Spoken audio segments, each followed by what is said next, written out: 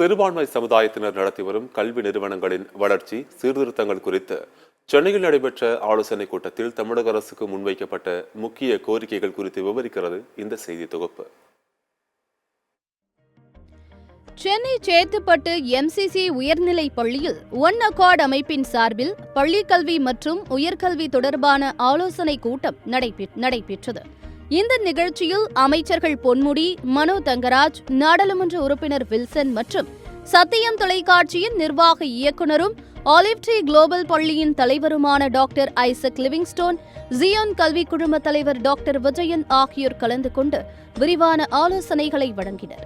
மேலும் இந்த நிகழ்ச்சியில் ஒன் அகார்ட் நிறுவனத்தின் இயக்குநர் அனிதா, MCC பள்ளி முதல்வர் லிலியன் ஜஸ்பர், பள்ளி ஆசிரியர்கள், மாணவர்கள் ஆகியோர் பங்கேற்றனர். சிறுபான்மையினர் நடத்துகிற பள்ளிகள், கல்லூரிகள் ஆகியவற்றின் வளர்ச்சிக்காகவும் அவை எதிர்கொண்டு வரும் பிரச்சினைகள் குறித்தும் நிகழ்ச்சியில் விவாதிக்கப்பட்டது.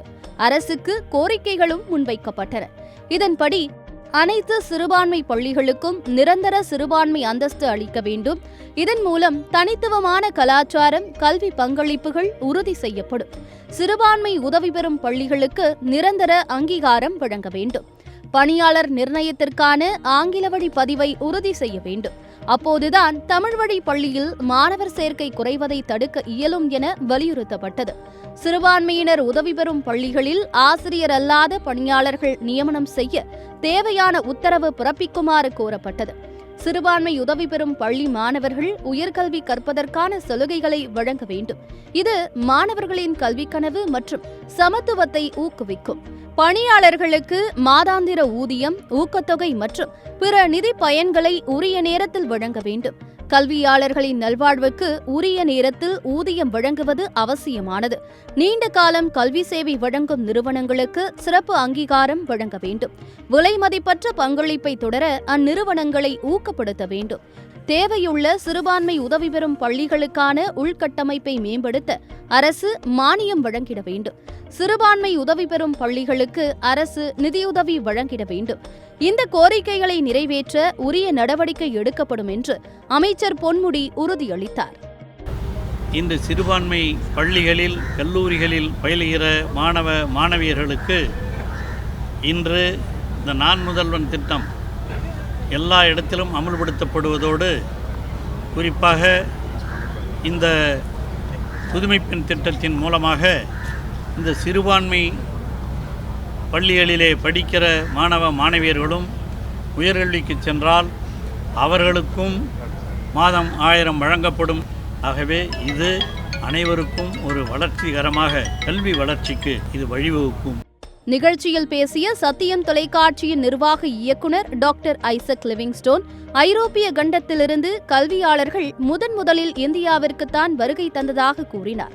ஆசியாவிலேயே முதன்முறையாக பள்ளிக்கூடங்களில் மாணவர்களுக்கு சத்துணவு திட்டத்தை 1709ஆம் ஆண்டிலேயே கிறிஸ்தவ மிஷனரி சீகன் பால்கு தொடங்கினார் என்று அவர் குறிப்பிட்டார்.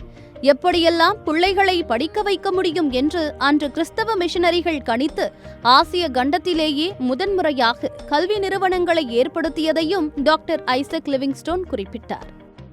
ஐரோப்பிய கண்டத்திலிருந்து கல்வியானது முதல் வெளியே வந்தது இந்திய தேசத்திற்கு, அதுவும் கோவா ஸ்டேட்டுக்கு முதல்ல வந்திருக்கு. எப்போ தெரியுமா?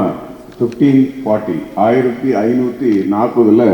1540 முதல் கல்வி அங்கு ஸ்தாபிக்கப்பட்டிருக்குது. சாண்டா ஃபீ ஸ்கூல் அப்படின்னு சொல்லி ஒரு ஸ்கூலில் தான் இந்தியாவிலேயே முதலாக ஐரோப்பிய தேசத்திலிருந்து புற தேசத்துக்கு வந்ததுன்னா அது இந்தியாவுக்கு தான் வந்திருக்கு. அதுவும் கோவா பட்டணத்துக்கு வந்திருக்கு. அதுக்கப்புறம் சென்னையில் 1715 சென்னை மாநகரத்தில் சென்ட் ஜார்ஜஸ் பச்சைப்பா கல்லூரிக்கு ஆப்போசிட்டில் இருக்கக்கூடிய சென்ட் ஜார்ஜஸ் 1715ஆவது வருடம் oldest school in Chennai, Tamil Nadu, India, அப்படி ஒரு சிறப்பு பெற்ற ஒரு இடத்துல நாம் இன்னைக்கு ஒரு கூடுகை நடத்திக்கிட்டு இருக்கிறோம். அதே போல் தரங்கம்பாடியில் 1709 1709 சீகன் பால்க் அவர்களால் கல்லூரி தொடங்கப்பட்டு இங்கே சென்னை வெப்பேரியில் 1716 தூய பவுல் மேல்நிலை பள்ளி உருவாக்கப்பட்டது. 300 ஆண்டுகளை கடந்த 2 பள்ளிக்கூடங்கள் சென்னையில் இங்கு கம்பீரமாக இருக்கிறது. நிறைய பேருக்கு ஒரு சந்தேகம் வந்து சத்துணவு திட்டத்தை உருவாக்குறது காமராஜரா எம்ஜிஆரா அப்படின்னு சொல்லி போட்டி போட்டுட்டு இருப்பாங்க. ஆனால் 1709 சத்துணவு திட்டத்தை ஆசியாவிலே முதலாக உருவாக்குனது சீகன் பால் தரங்கம்பாடியில். அதுதான் ஜனங்களை பிள்ளைகளை படிக்க வைக்கிற ஒரு ஆர்வம், எப்படிலாம் பிள்ளைகளை குழந்தை படிக்க வைக்க முடியும்னு சொல்லி அவங்க அன்னைக்கு உட்கார்ந்து யோசிச்சதுனால 1709 ஆசியா கண்டத்திலேயே முதலாக சத்துணவு திட்டம் தமிழ்நாட்டில் தான் தரங்கம்பாடியில் உருவாக்கப்பட்டது. எங்கெல்லாம் ஜனங்க நாகரிகத்திலையும் கல்வியிலையும் பொருளாதாரத்திலையும் முன்னேறி இருக்கிறாங்களோ அந்த இடத்துல நீங்கள் தேடி பாருங்க ஒரு கிறிஸ்தவ மிஷினரி கல்லறைகள் இருக்கும் அப்படின்னு சொல்லி. இன்னைக்கு அந்த வழித்தோன்றலில் வந்தனா இன்னைக்கும் இந்த சமுதாயத்துக்கு கல்வியும் மற்ற பிற வகையில் பல தொண்டுகளையும் செய்து கொண்டு வருகிறோம். சிறுபான்மையினர் நடத்தும் கல்லூரிகளில் முதல்வர் நியமனத்தில் உள்ள நடைமுறைகள் குறித்து ஜியோன் கல்வி குழும தலைவர் டாக்டர் விஜயன் பேசினார். கல்லூரி முதல்வரை நியமிப்பதில் உள்ள நடைமுறைகளை எளிதாக்குவது தொடர்பாக முதலமைச்சரின் கவனத்திற்கு கொண்டு சென்று தீர்வு காண வேண்டும் என்று கேட்டுக்கொண்டார். எங்களுக்குள்ள காமன் பிரச்சனைன்றது நம்ம பிரின்சிபல் டாக்டர் வில்சன் சொல்லிட்டாங்க. எனக்கும் அந்த பிரச்சனை தான். இப்போ மிஷன் காலேஜ் ஆஃப் எஜுகேஷனில் I am the president, oldest college, government aided college. Principal appointment வந்து முன்னாடி ஒரு 10 வருஷத்துக்கு முன்னாடி என்ன லெகசி என்ன ஒரு பாலிட்டி இது இருந்துச்சோ அதான் இன்னும் கண்டினியூ ஆகுது. இந்த ஜிஓ 5னால எங்களால் பிரின்சிபல் அப்பாயின்மெண்ட் முடியல. அவங்க அந்த நாமினி கொண்டு வாங்க, இந்த நாமினி கொண்டு வராங்க அப்படின்றது. ஸோ இதெல்லாம் இப்போ அவங்க சொன்னபடி they should carry forward to honorable chief minister. அதுக்காக இந்த ஒன்னாக்காடுக்கு மெயினாக அதுக்காக தான் நாங்கள் செய்கிற சேவை வந்து கண்டிப்பாக அரசுக்கு தெரியாதவங்கள கண்டிப்பாக தெரியும் செய்வங்கிற நம்பிக்கை தான். எனவே வந்த உங்கள் அனைவருக்கும் எனது மனமார்ந்த நன்றியை தெரிவித்துக் கொள்கிறேன்.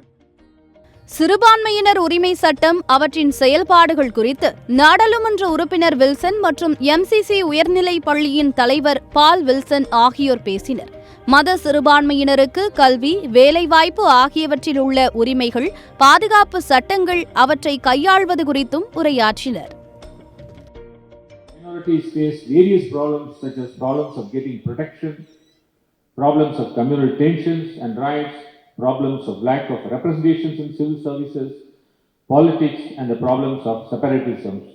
Other problems are failure to stick to secularism and threat of common civil code.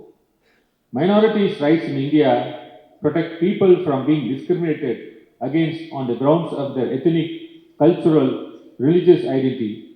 Religious individuals belonging to minorities must be able to learn and use their language, use their own names, preserve and freely express their identity.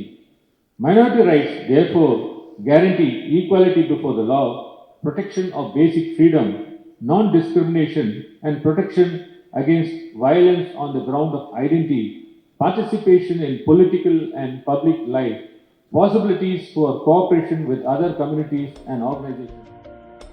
இந்த நிகழ்ச்சிக்கு பின் செய்தியாளர்களை சந்தித்து பேசிய அமைச்சர் மனோ தங்கராஜ், நமக்கு இருக்கக்கூடிய பொதுவான உரிமை கூட சிறுபான்மை மக்களுக்கு மறுக்கப்படுவதாக கூறினார். சிறுபான்மையினர் நடத்துகிற கல்விக்கூடங்கள் மற்றும் அமைப்புகளுக்கு தேசிய அளவில் பல்வேறு நெருக்கடிகள் இருக்கும் நிலையில் அவற்றை எதிர்கொள்வதற்கு திமுக அரசு உறுதுணையாக இருக்கும் என்றும் அமைச்சர் மனோ தங்கராஜ் உறுதியளித்தார். தமிழ்நாட்டை பொறுத்தவரையில் இங்கு சிறுபான்மை மக்களை பாதுகாக்கக்கூடிய ஒரு அரசு இருக்கின்ற காரணத்தினால் மற்ற மாநிலங்கள் எதையும் விட இங்கு மிக பாதுகாப்பான நிலையில் சிறுபான்மை மக்கள் இருக்கிறார்கள். ஆனாலும் இன்றைக்கு ஒன்றிய அளவில் பல்வேறு நெருக்கடிகள் சிறுபான்மையினர் நடத்துகின்ற கல்விக்கூடங்களுக்கும் அமைப்புகளுக்கும் இருக்கிறது என்பது இங்கு வலியுறுத்தப்பட்டது. அவற்றை எதிர்கொள்வதற்கு நாம் தொடர்ந்து எல்லோரும் ஒன்றிணைந்து நிற்க வேண்டிய ஒரு சூழல் இருக்கிறது.